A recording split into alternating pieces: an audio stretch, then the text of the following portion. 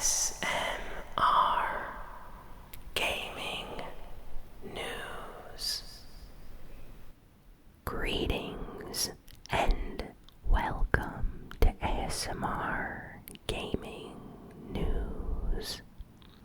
Please hit that like button. Sit back, relax, and let's begin.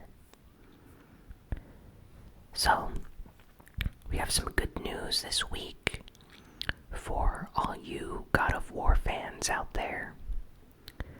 So, they've released a brand new trailer for the upcoming God of War game coming out on the PlayStation 4. And they finally confirmed the release date for the game, so a lot of fans are extremely happy about this. God of War is coming out on the PS4 on the 20th of April, so that's fairly soon. So we don't have to wait months and months until the game comes out. So that's really nice. And this brand new trailer is just stunning. It has a lot of views on YouTube. And fun fact about this new trailer reveal announcement of sorts. Basically, after this trailer launched on the official PlayStation YouTube channel, their PlayStation Network servers went down. And a lot of people said that the cause of this was that numerous people went on the PlayStation Store to pre-order God of War, and that so many people logged on simultaneously that it kind of crippled their servers. So it was down for like 8 or 10 hours, and people's friends lists weren't working correctly, and there were just tons of issues with the PlayStation Network. They were all resolved shortly after, of course, and they work fine now. But yeah, it seems like God of War is going to be a huge game when it releases, and I have very high expectations for the game. So yeah, check out the new trailer if you haven't checked it out yet. I don't think it has any spoilers, really. It just shows off what to expect with the game. So yeah, it looks really nice. They really outdid themselves this time with the graphics, and the combat just looks really satisfying and fun. So that's really the most important part. And now we have some great news for Nintendo and Fortnite fans. So, one of the big guys over at Epic Games, of course, is the company that developed Fortnite. And for those that don't know, Fortnite, it runs on Epic's own Unreal Engine 4. And Unreal Engine 4 is the development engine that many developers use on the PS4, Xbox One, and guess this, Nintendo Switch. So, a random fan on Twitter asked a question to one of the higher-ups at Epic Games if they could expect to see a Fortnite Nintendo Switch release in the future, and if they've considered doing this. Well, the guy at Fortnite responded with, yeah, we have high hopes for that. It's something that we can do. We hope to potentially do something like that in the future. So they did not confirm Fortnite is coming to the Switch, but they did basically confirm that they are open to the idea and that it is very possible that the Nintendo Switch will see Fortnite come out on the Switch. So really happy about that. I mean, just imagine being able to play Fortnite on your Nintendo Switch on a portable system anywhere you are. That would be so much fun. And yeah, just the idea of being able to play with all my Nintendo Switch friends together in Fortnite sounds like a lot of fun. So I really hope that Epic Games brings Fortnite to the Switch. I think it's completely possible, especially since Fortnite runs, like I said before, on Unreal Engine 4. And Unreal Engine 4 is heavily supported on the Switch, so there is absolutely no reason why Fortnite could not run on the Switch. So, keeping my fingers crossed, hopefully, maybe at E3 this year, Nintendo, gives out some information for Fortnite. They reveal it in some kind of trailer. That would be really nice. Okay, we have some more news about Death Stranding this week. Death Stranding is the upcoming Hideo Kojima game featuring Norman Reedus and Mads Mikkelsen and Guillermo del Toro and many, many other actors that have still yet to be revealed. So, basically, B&H podcast, B&H, the photo video store, chain of stores. They have a website. They're very popular in the tech world for selling like high quality video photo products like cameras and stuff like that. So they run a podcast, and this week they had Norman Reedus on as a guest, and they talked about many different things. But at one point during the podcast, they started talking about Death Stranding, and Norman Reedus revealed some information that the game is going to be spectacular and amazing, unlike any other game that has ever come out before. He went on to say that the game has like a lot of deeper themes that's going to resonate with people of the modern era. So a lot of gamers are going to be able to relate to certain events and characters within the game. But apparently, they're trying to incorporate different elements from other pieces of media, and he just went on and on to say how this is going to be a really revolutionizing game for the entire games industry, and how it's probably going to be ahead of its time when it releases. So just like everything Hideo Kojima does, I think most of his games are ahead of their time. I mean, you take Metal Gear Solid 2, a lot of the story stuff from that game was ahead of its time.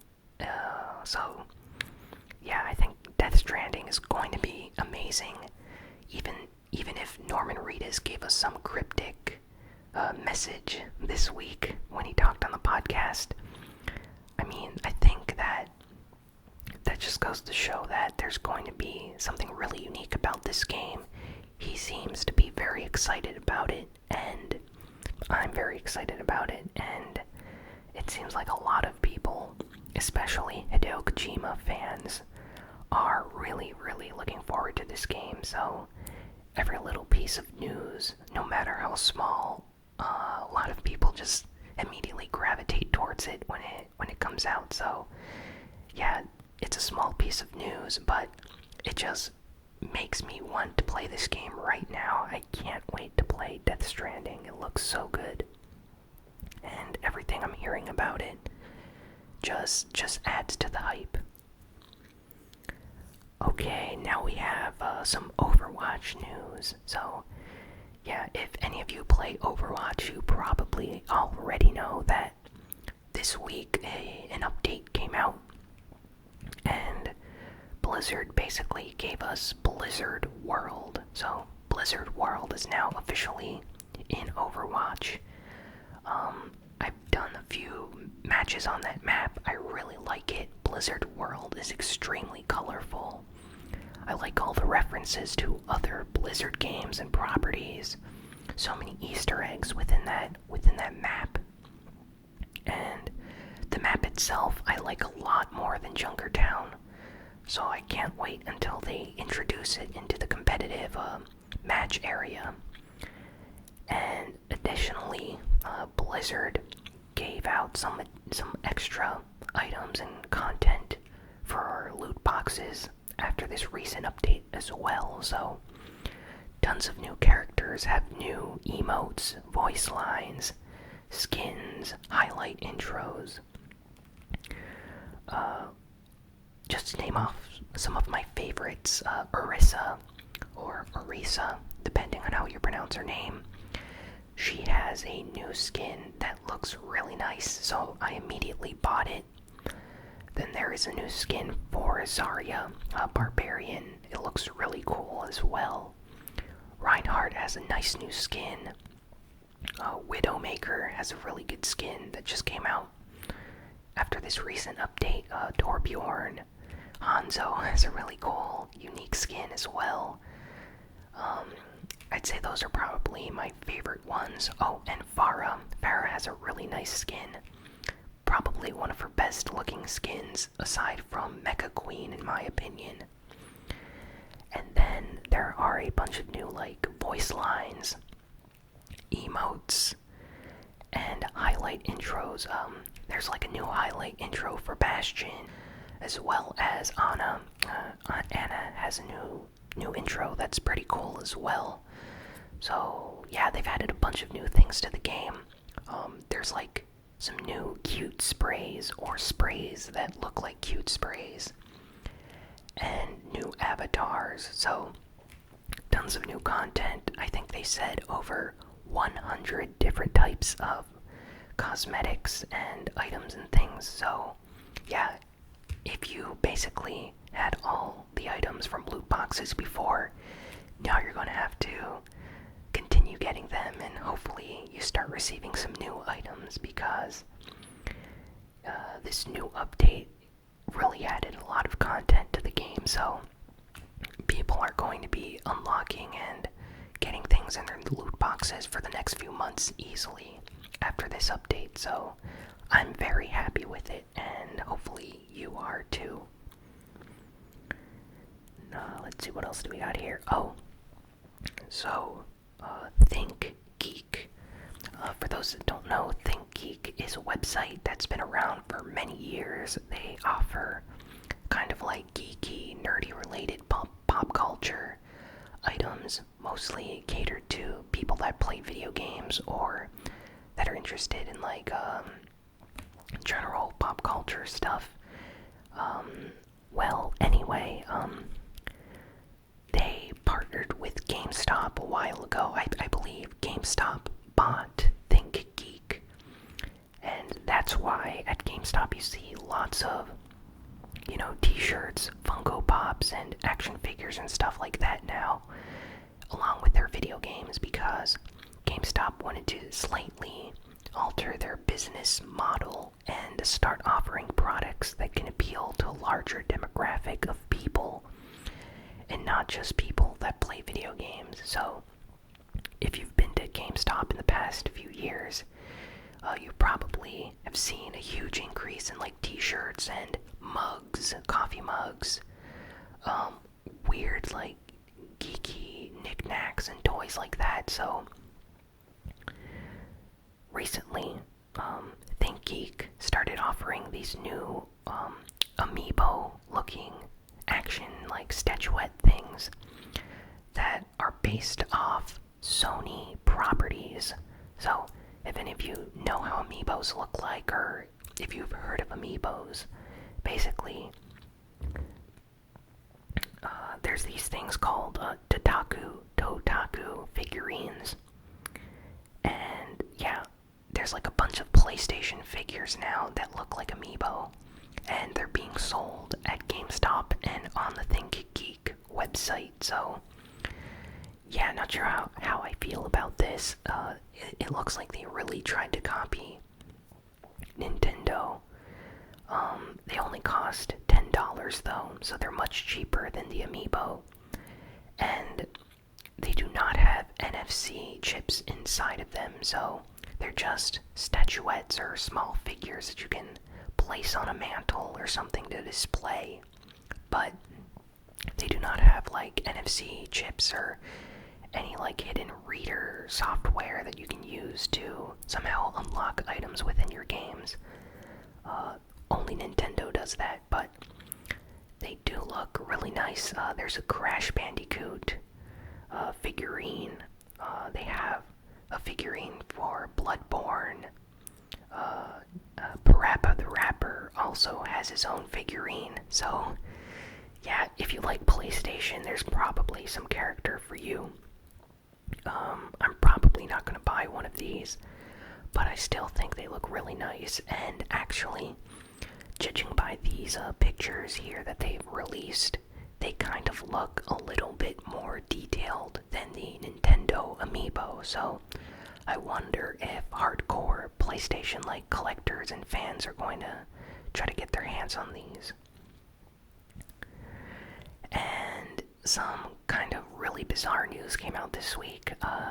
PlayStation and Nike the shoe brand, have teamed up to release a really unique PlayStation sneaker.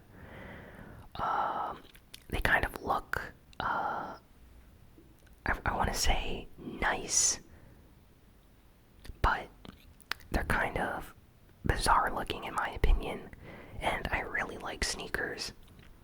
So they have like the PlayStation logo on the front and on the side, along with the Nike logo. Apparently it has an LED light, so it lights up on the tongue. Just like the PlayStation 4 light fluctuates, like when you turn it on, there's like a nice blue color. Well, apparently the shoe does the exact same thing, so it lights up when you walk and stuff like that. Kind of strange, but I get the appeal. There's no pricing yet. They still need to release like a release date. So this is just the announcement for the shoe.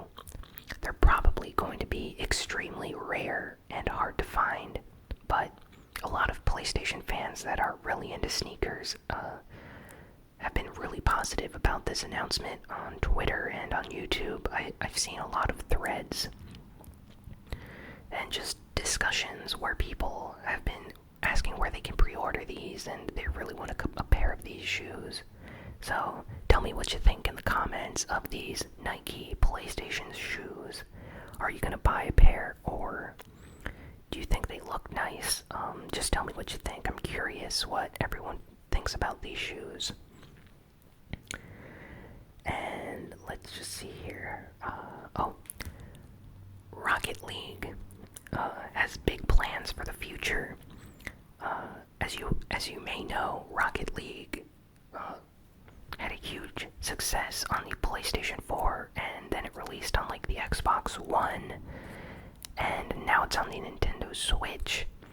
And they just released information this week that they are looking forward to somehow creating cross-platform play, so that people in a party on the Nintendo Switch can then transfer over and play with people on the PlayStation 4 or Xbox One version of the game. So it's a bit muddy on the details on how they're going to do that right now, but they do plan on doing this eventually, so really curious to see what they will do. The idea of being able to play Rocket League with people from other consoles or gaming systems, it sounds very interesting to me, so I really hope that they find some way to do this successfully. Atlas. So Atlas this week is in the news because of a job listing. They listed some like job applicant entry on their website where they're looking for some people to work as a designer for like art designer for the game, and they're also looking for people to work on user interface development tools and stuff like that. So some really technical stuff, but apparently Atlas is working on a very fast-paced action game. They're RPGs and people that can work for them. So a lot of people online are speculating what this could be about. Atlas is known for their RPGs like the Shin Megami Tensei games, the Persona series. So people are kind of curious if this is perhaps their unannounced future title that they're working on, like their fantasy RPG project, or if this is something completely different.